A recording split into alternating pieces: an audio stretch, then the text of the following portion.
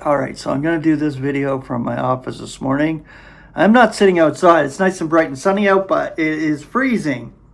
And I'm not going out there freezing my nuts off. As we say in Canada, freeze your nuts off.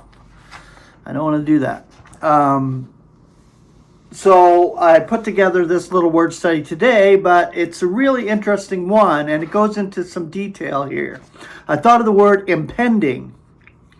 And when you look up in keyword concordance, which I do, I bring these words out from the keyword concordance in the concordant version. In the back of it, it says to look up what is about to be or about to be.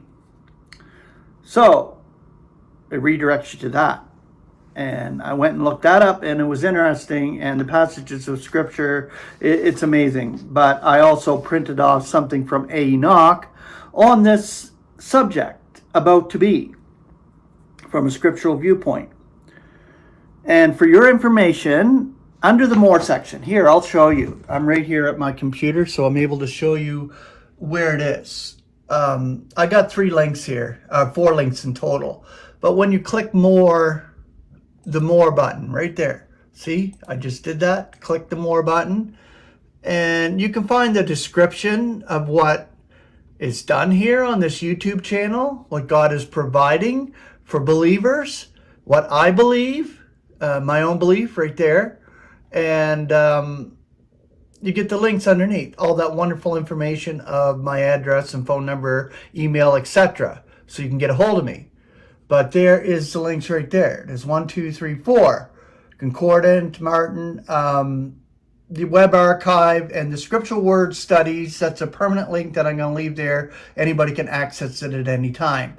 I know I put it under the last video because I was doing the video on it, but there is a permanent link on this YouTube channel, so you're able to access it. Each video has different links under the video, well, the normal link. So if I go to a video, I'm not going to play it.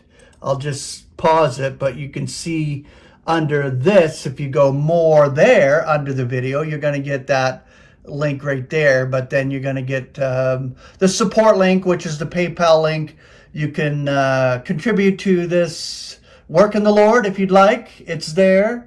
Like I said, like Martin says, I don't refuse anything. And if people like to help me out, there it is, that link there. It takes you to that PayPal donation link or support link right there. So just so you know, that's exactly how I got it set up, and it's easy to access if you can see it on my computer screen. All right, I'm going to share this little print that I did, print off of Enoch first, and then I'm going to go into this about to be. It's beautiful word study, amazing stuff. All right, what is about to be? About to be or impending. See the word impending. Are many things which we think of as merely future.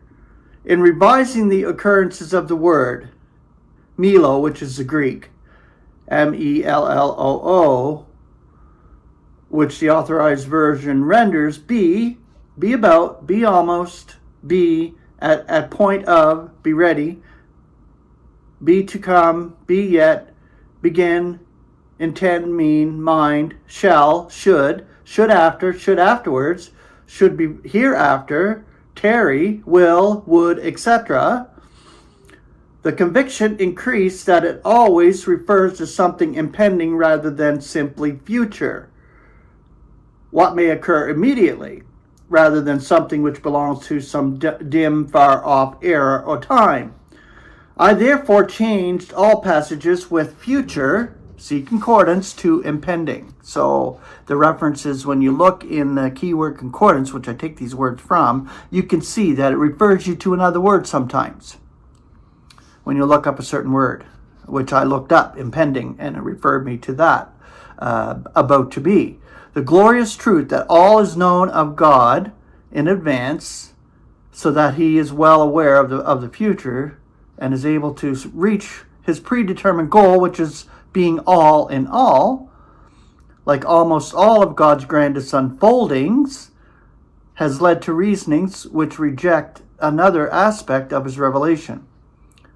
How we are asked, can any event be impending when God planned it all long ago and knew that it would occur for thousands of years? Indeed, we all are influenced by this rationalism, and I confess freely that it probably played a subconscious part in my rendering of this word, Milo, be about, by future. Of course, this translation is hardly false, for that which is impending is future.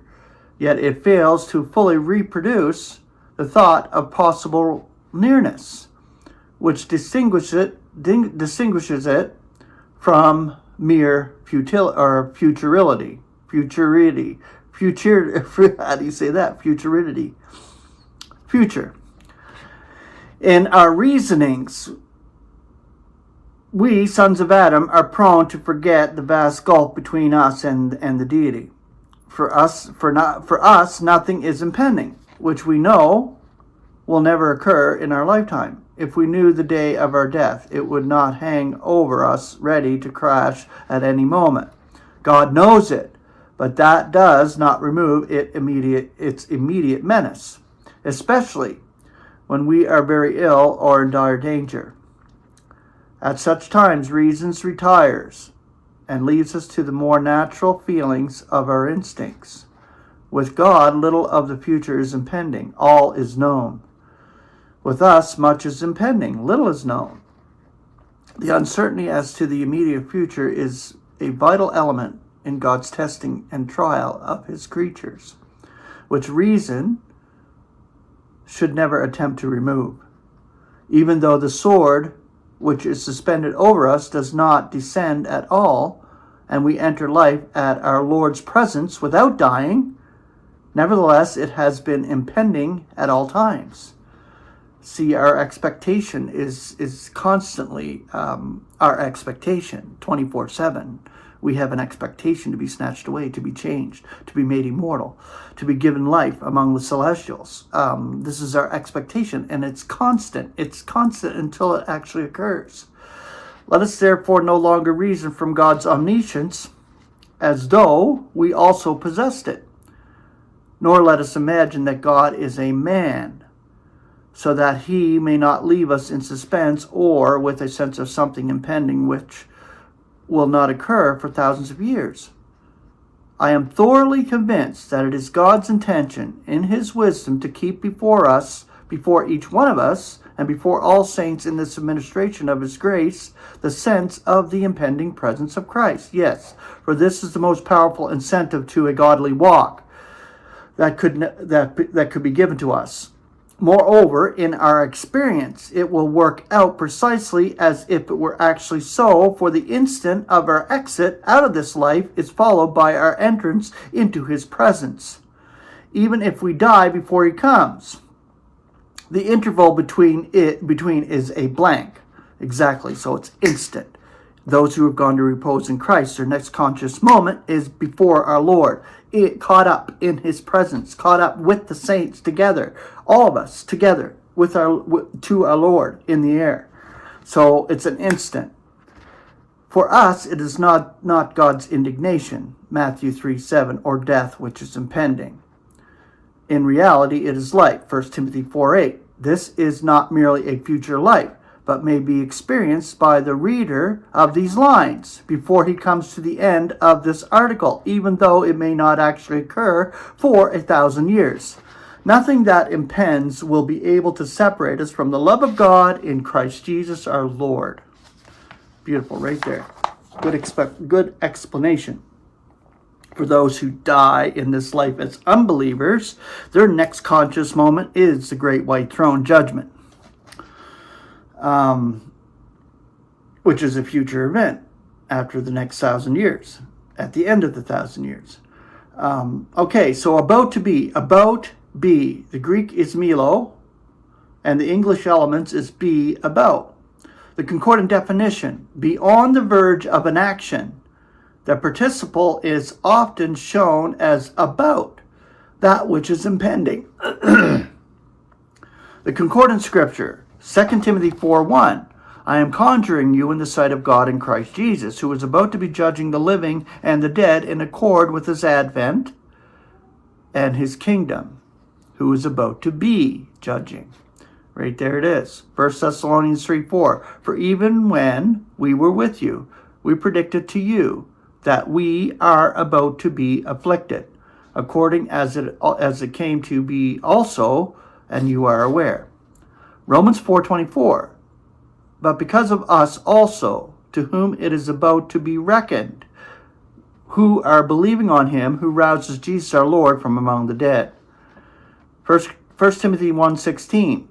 But therefore was I shown mercy, that in me the foremost, Jesus Christ, should be displaying all his patience, for a pattern of those who are about to be believing on him for life aeonian.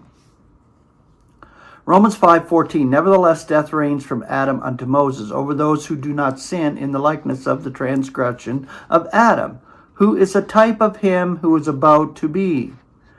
Romans 8:18. For I'm reckoning the sufferings of the current era do not deserve the glory about to be revealed for us. Galatians 8:23. Now before the coming of faith, we were garrisoned under law, being locked up together for the faith about to be revealed. Now the word impending, Ephesians 1:23, up over every sovereignty and authority and power and lordship, and every name that is named, not only in this eon, but also in that which is impending. Romans 8:38, for I am persuaded that neither death, nor life, nor messengers, nor sovereignties, nor the present, nor what is impending, nor powers, nor height, nor depth, that continues on, is able to separate us from the love of God in Christ Jesus our Lord. 1 Corinthians 3:22, whether Paul or Apollos or Cephas or the world or life or death or the present or that which is impending, all is yours. Colossians 2:17, which are the shadow of those things which are impending, yet the body is the Christ's. 1 Timothy 4:8. Just one second. Take a drink of coffee.